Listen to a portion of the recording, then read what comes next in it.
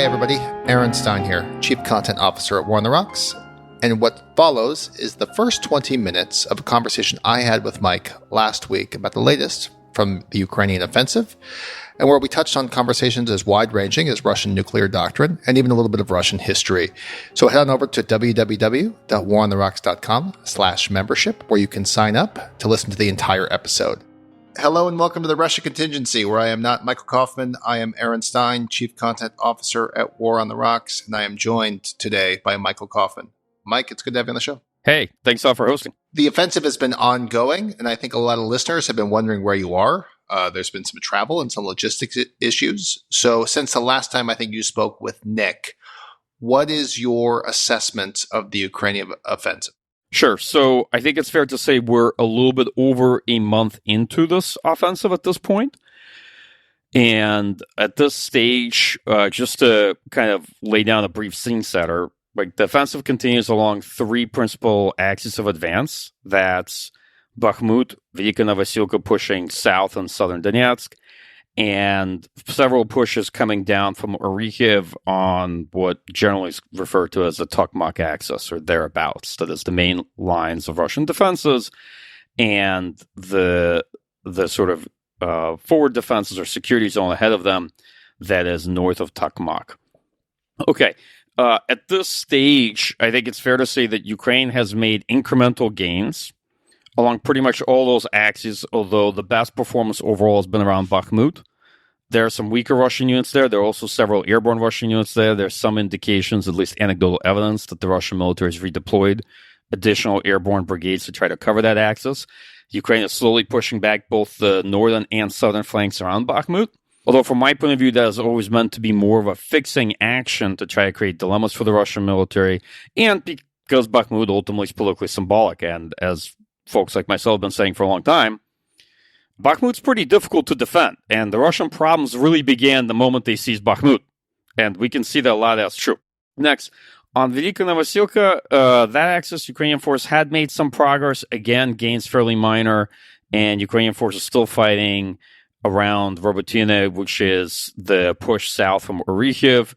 This is pretty much the most difficult axis, and I won't prejudge the Ukrainian effort, but it looks like it's where elements of Ninth Corps attempted to break through the initial Russian lines to get to the main line of defense earlier back in June. All right, some kind of impressions on the current state of the offensive. First, I think it's clear to most folks that it's not going as well as Ukrainians hoped, or as well as many others had hoped it would. Zelensky admitted to such, didn't he? Yeah, he said this publicly. I mean, I think it's pretty clear. Second, we're not in the period where these are initial attacks or this was probing, right? So Ukrainian forces had attempted to advance, I think, in some areas on a fairly broad front, but the individual sort of actions were relatively small in scale. And they faced fairly stiff resistance from the forward Russian defense, from Russian counterattacks, right? We've discussed that there are extensive minefields. There are a lot of issues with having sufficient air defense, given Russian rotary aviation is regularly up trying to cover Russian positions. There are fairly fresh Russian forces, especially on the Orikhiv axis from the 58th Army, that have been holding that line. They have extensive entrenchments, and they're digging new trenches every day behind the lines and putting down more mines. They're employing a lot of scattering mines, essentially. There's mining at distance. There's distance deployable mines. And the challenge is significant, to put it mildly. All right. On the Ukrainian side, it seems like a lot of what the offensive is has switched into a more attritional approach. A lot of folks anticipate this. If you read, for example, Stefan Gaddy and I wrote an article in Double S Survival back in January, if I remember correctly, it came out essentially talking about how Ukraine's strategy and Russia's strategy too has been principally one of attrition, and that would be very challenging for them to break out of the attritional approach in this offensive. That, attempting a combined arms operation against a prepared defense without air superiority, without a lot of supporting elements that they would need, would be very difficult. And so I think Ukrainian forces are now trying to degrade the Russian military as best they can. And there's a good chance they will make a second push, another go at it to see if they can get to the main line, breach it. The Ukrainian military still has quite a bit of combat power available to it. I don't think we know how much. And it is possible that they've been feeding some elements of the 10th Corps and some of the reserve piecemeal into this fight. That's very much unclear. It's also unclear whom the attrition favors. Ideally favors Ukraine since they have advantages in precision and targeting in terms of the quality of their fires relative to the Russian systems and what the Russian military has in play. But I think that advantage is not dramatic. So that being said, I think the challenge for Ukrainian forces, they too face a dilemma on what to do next. They certainly have options. My own impression is that in the ideal scenario early on in the offensive, the initial attack would have broken through Russian lines, would have moved them up to a position to attack the main line, and then they could have made a breach, and then the remaining combat power could have been used to exploit that breach and make significant progress with some momentum at a pace that would make it difficult for Russian forces to redeploy sufficient forces to block the Ukrainian advance. All right, this is kind of an idealistic scenario.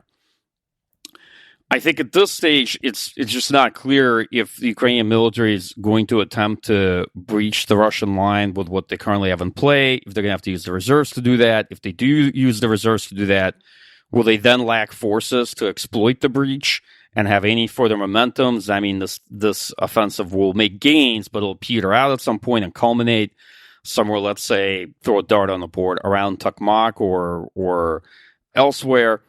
And if that's the case, what do we make of it? I think this is one of the main issues, one of the main challenges. So now the offensive hasn't failed, but that being said, we're well over a month into it, and progress has been slow.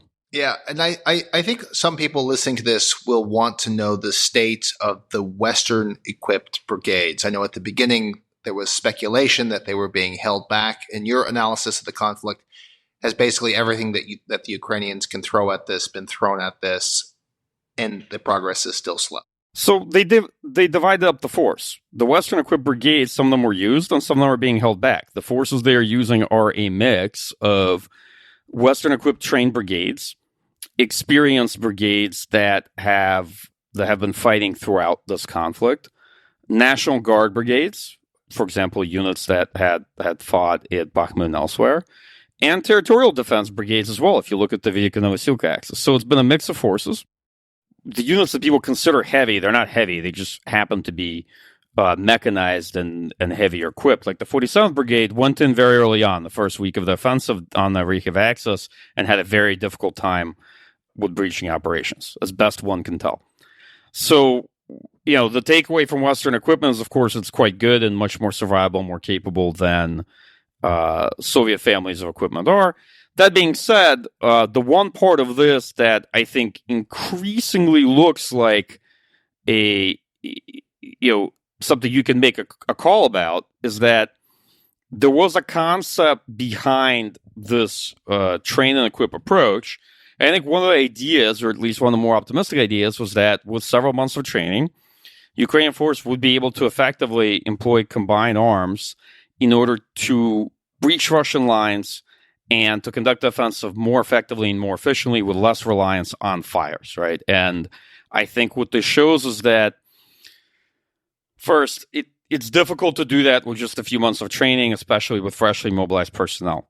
Second, Ukrainian forces tend to sequence operations much more than actually integrate these things. And third, that because of both the structure of the Ukrainian military and the way they've been fighting, they do struggle at scaling up offensive operations and tend to be much better on the defense, right? Because it's just difficult to coordinate offensive action above the battalion level. And so a lot of the unit actions are smaller scale. And so often folks say, well, where's the mass, right? And the answer to that is, first, I don't know that necessarily massing is such a great idea because you're just going to drive all that mass through minefields. You don't have the supporting equipment and the enablers to actually get it across the battlefield. You're just going to concentrate yourself and increase your own rate of attrition unless you have answers to these problems, right?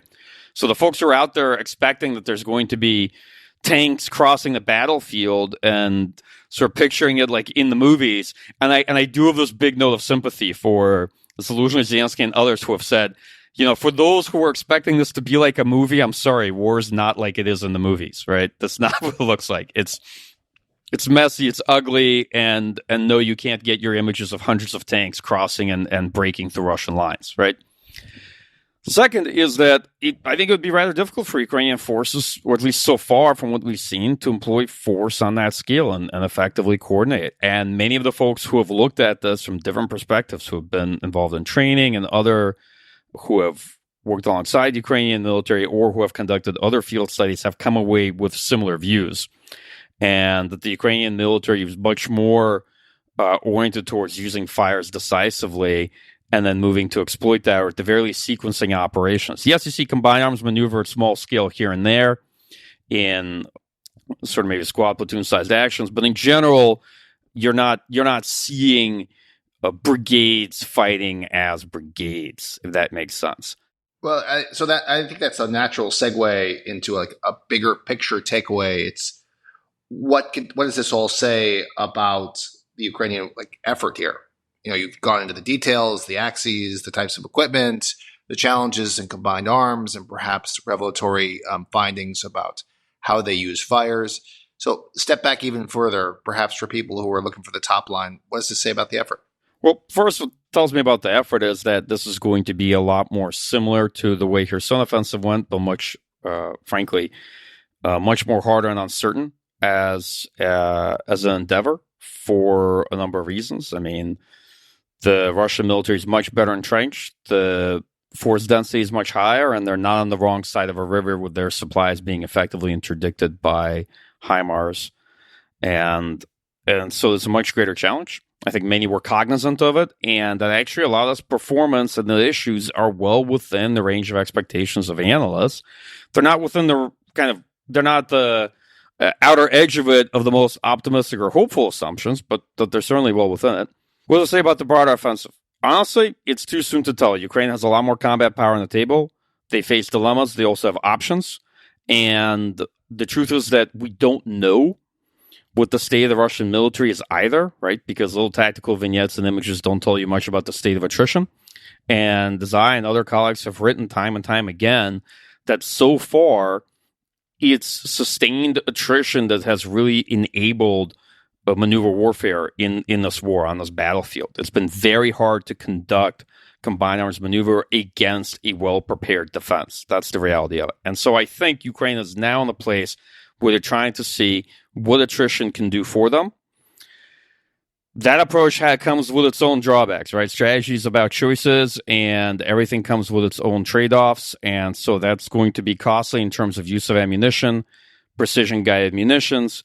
And as always, the more time the Ukrainian military takes, the more the Russian military will further dig in, now that they know where the rough axes of advance are, the more minefields they will put down, and the more time this will take. So there are always plus and minuses. The plus is preserves the Ukrainian force. The minus is it will make the advance harder down the line. But if anybody's listening to us saying this sounds pessimistic, it's not. It's just everything comes with trade-offs at the end of the day when you're thinking about military strategy. And so there'll be natural, I guess, calls if this does continue to move slowly, even if it's not outside the realm of what analysts thought, and probably assume analysts within the U.S. government as well, is that Ukraine will need more. It will need more Western equipment. It will need more Western funding because this war will go on longer, and we, the collective West, plus Ukraine, will have to outlast the Russians. We can't let Putin fight his war of attrition on terms he wants. The context here is the recent decision, I think, that was leaked about DPICM cluster munitions, something the Ukrainians have wanted for a long time. The Biden administration has been hesitant, I think, for international law, or I guess international human rights or humanitarian concerns. You can correct me there. And so what do you make of all this in terms of perhaps new weapons coming onto the battlefield and if they'll prove decisive? DPICMs, to put it mildly, are kind of a big deal. They're a much more significant conversation, always were, than the fixation on ATACMs or F-16s or some of these other capabilities for a particular reason. if you look at this offensive, the reality is that kind of the sand in the hourglass, the real limitation on this offensive operation is the amount of artillery ammunition Ukrainian forces have. The artillery ammunition they have is in large part what has been provided by the United States and other Western countries. It is clear from public reporting that actually a lot of this was borrowed from South Korea, very likely. And part of the reason for that is despite a number of countries making investments to increase artillery production, the United States back in the summer, Europeans very late, almost 13 months into this war. In fact, we are in this position in part because of how long they waited to begin issuing contracts for artillery ammunition production. But the challenge that everyone faced is that they're just not well equipped to sustain a prolonged war of attrition with very high rates of artillery ammunition use. All right. The DPICM announcement is much more significant not because cluster munitions are going to be particularly more effective in this fight. They come with significant drawbacks, especially when you employ them on the offensive, because you're essentially going to have unexploded ordnance on the ground that will create real issues for your own personnel on terrain that you intend to then roll over, right? This is the basic problem. And I don't buy the official dud rates ever put out. And as best I can understand, these cluster munitions, well, like most munitions and ordnance, unlike wine, it doesn't get better with age. So these are munitions that have been around for a while. I'm sure that there's a robust debate out there on efficacy against Russian forces entrenched or this, that, and other. But honestly, this is secondary or even tertiary, because at the end of the day, this is about numbers.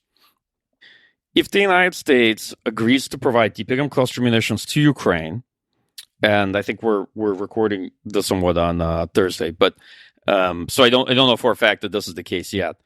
It unlocks a substantial tranche of artillery ammunition, and it eliminates the time pressure for the Ukrainian offensive. Because let's say hypothetically Ukraine was given enough to sustain this rate of use for 3 months. If you're a month plus into the offensive and you've used up already, let's say, a third or more of your artillery ammunition, but you don't have significant gains, then as you get through your second month, you may begin to feel real-time pressure on what to do, on choices you have to make. And it'll put you into a real dilemma because you may not be seeing what you want to see happening on the Russian side. They might not be weakening enough. They might not be having to call up reserves or shift forces or what have you. So DPICM essentially eliminates this clock, or at the very end extends it so far that it's not a factor for the specific offensive, because it can then give Ukraine access to a very large amount of artillery ammunition.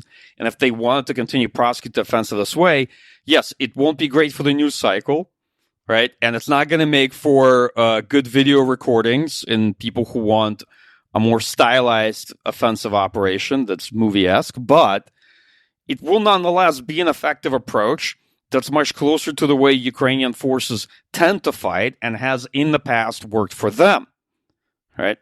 So to me, this is going to have a much more of a strategic impact than providing any other singular capability, and it will unlock cluster munitions likely from other countries.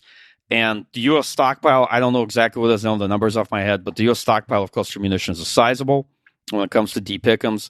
So it will solve, I think it'll solve the artillery ammunition problem potentially for both of us, both for Ukraine and also for us in terms of potentially readiness, stockpile management, or what have you. So that's interesting. I'm curious, though, like when you think about this and when you analyze this, like the stuff that, like I guess the known unknowns, to use a Rumsfeldian term, like what is it that we don't know? Because we're all basing this off of, or at least you're basing this off of assumptions about attrition. And it seems like it's hard to capture that from all the battlefield imagery that we get, even though it's robust and substantial, like the true sense of the Russian armed forces and the true sense of the Ukrainian armed forces. So what are the known unknowns? Sure. That's the thing I often harp on. You know, we always select for territory trading hands, and yes, Ukraine has gained, 160 square kilometers. Is that impressive? Is that not impressive? That's not the question. Question is, we're selecting for that figure because it's one of the indicators that tells us to what extent Ukraine is making progress to Russian defenses towards their objectives. But, right, that is often a lagging indicator, because if Ukraine is going to pursue more of an attritional approach, then the real question is what's happening to the two forces, what their losses are, to what extent they're able to achieve a greater fire's advantage over time over the Russian artillery, and what the state of the ammunition reserves are on the two sides, because this could go on for some time, and then you could begin to see significant shifts on the front because of the attrition inflicted and the degradation of one force.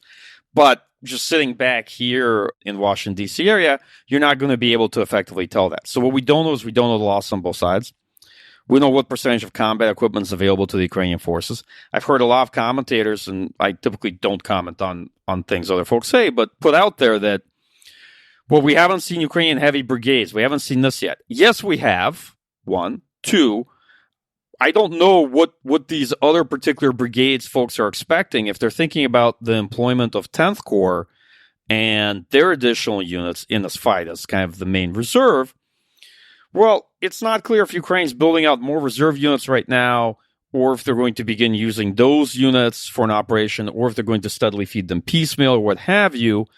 But the reality is there's a real lack of clarity on the state of Ukrainian forces, and also the state of the two sides' plans. For example, if Ukrainian military wanted to, they could shift to a different axis. They could make the thrust of the effort Bakhmut, although I don't think Bakhmut's strategically significant. I don't think it's going to achieve anything particularly relevant for them, but nonetheless, if they wanted a victory, they could pursue that. I see a lot of focus now, kind of just natural attention gravitating towards Bakhmut, just because that's where Ukrainian forces are making gains. And so the media tends to shift the story to where the action is, not necessarily to what the most important battle is that's happening, if that makes sense. Yeah, this is kind of my interpretation, at least, of coverage of the war.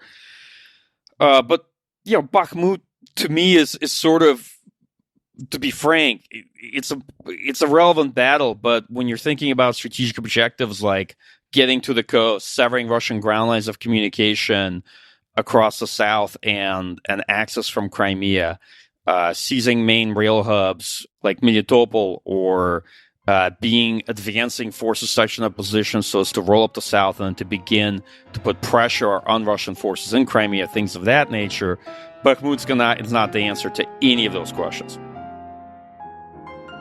Thank you for listening to this sneak peek of the Russia Contingency with Michael Kofman.